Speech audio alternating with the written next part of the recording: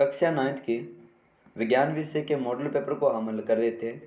और इससे पहले के 2 वीडियो में मैंने इस मॉडल पेपर के भाग ए और ब को कम्प्लीटली हल करवा दिया है। आज के वीडियो में मैं इस मॉडल पेपर के भाग स को हल करवाने जा रहा हूं।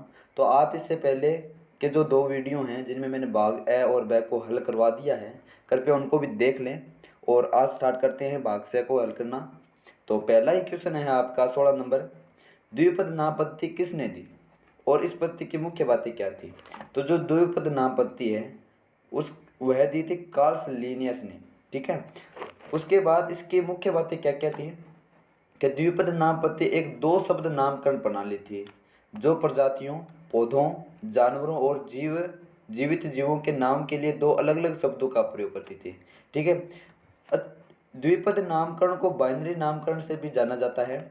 2 शब्दों में एक सामान्य विशेष शामिल है जो उस प्रजाति का जीन्स श्रेणी है, और दूसरा जो शब्द है वो उसकी प्रजाति को बताता है। यानी कि सामान्यतः आपसे पूछ लिया जाता है कि नामकरण, जो द्विपद नामकरण पद्धति है जिसमें 2 शब्दों का प्रयोग किया जाता है, तो पहला शब्द किसको इंगित करता है, जो प्रजाति है या जो जीव है उसकी जीन्स यानी कि श्रेणी को प्रदर्शित करता है, जबकि जो दूसरा शब्द है वो उसकी प्रजाति को बताता है। तो सामान्यतः अगर क्वेश्चन आ जाए कि जो द्विपद नाम पद्धति है उसमें जो दूसरा शब्द है वो किसको प्रदर्शित करता है, तो आप बताएंगे प्रजाति को।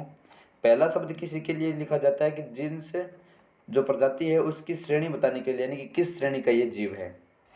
ठीक है, तो ये आपको याद रखना है। नेक्स्ट चलते हैं, जंतुओं और पौधों के वर्गीकरण के आधारों में मूल अंतर क्या है। तो जो जंतुओं और पौधों में वर्गीकरण का जो मूल आधार है उनमें उनके जो क्या अंतर है उनमें, तो पहला है कि जंतु जो होते हैं वो स्थान परिवर्तन करते हैं, यानी कि जंतु एक स्थान से दूसरे स्थान पर जा सकते हैं। ठीक है, जबकि जो पेड़ पौधे होते हैं वो स्थिर रहते हैं।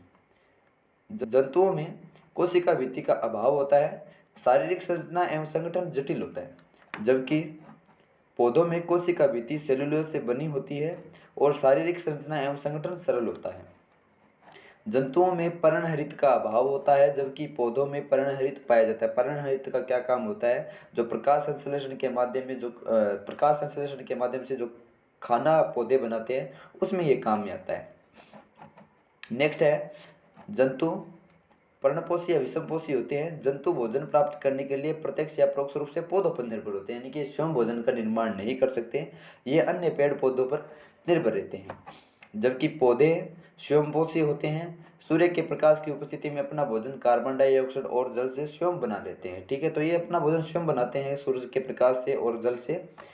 नेक्स्ट है कि जंतु एक निश्चित आयु के तक वृद्धि करते हैं, जबकि पौधे जीवन पर्यंत वृद्धि करते हैं। सामान्यतः आपने देखा होगा जीव जो होते हैं उनकी जो हाइट जो होती है, उनका कद जो होता है, उनका शरीर जो होता है एक निश्चित आयु के पश्चात वृद्धि करना बंद कर देता है, लेकिन पेड़ पौधों में ऐसा नहीं होता। पेड़ पौधे जीवन पर्यंत अपन ग्रो करते रहते हैं। ठीक है, नेक्स्ट चलते हैं। नेक्स्ट है कि निम्न क्रियाकलाप में कार्य हो रहा है अथवा नहीं, व्याख्या के आधार पर तर्क भी देना है। ठीक है, तो पहला है कि सुमा एक तालाब में तैर रही है। देखो विज्ञान के अंदर कार्य जो है उसको किस प्रकार से परिभाषित किया गया है कि जब बल लगेगा और बल के साथ विस्थापन भी होगा, बल के लगाने के बाद या बल लगाने के सापेक्ष विस्थापन भी होगा तो ही उसको कार्य माना जाएगा। तो पहले वाले सिचुएशन में अगर देखें तो जब सुमा तैर रही होगी तो बल भी लगा रही होगी हाथों से अपने पानी पर, जिसके कारण वह आगे की ओर गति करेगी, तो उसके स्थान में भी परिवर्तन हुआ, यानी कि विस्थापन भी हुआ। तो इसमें दोनों ही काम हो रहे हैं, बल भी लग रहा है और विस्थापन भी हो रहा है, तो कार्य होगा।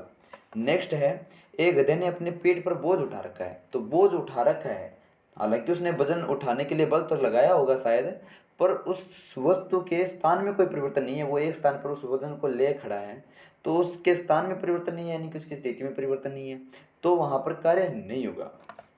नेक्स्ट है कि अनाज के दाने सूर्य की धूप में सूख रहे हैं। तो यहाँ पर ना तो किसी प्रकार का बल लग रहा और ना ही किसी प्रकार का विस्थापन हो रहा, तो यहाँ पर कार्य भी नहीं हो रहा। ठीक है, नेक्स्ट चलते हैं। ये आपको एग्जाम में लिखने हैं, जब आप इनका आंसर लिखो सबसे पहले आप लिखना भी कार्य हो रहा है या नहीं, उसके बाद आप उसको कारण भी देना भी क्यों नहीं हो रहा, और हो रहा है तो क्यों हो रहा है। ठीक है, नेक्स्ट है किसी ध्वनि की तरंग की आवृत्ति, आवर्तकाल तथा आयाम से क्या अभिप्राय है। आवृत्ति किसे कहते हैं कि एकांक समय में दोलनों की कुल संख्या ध्वनि की आवृत्ति कहलाती है, यानी कि एकांक समय में तरंग कितनी बार दोलन करती है वो उसकी आवृत्ति है।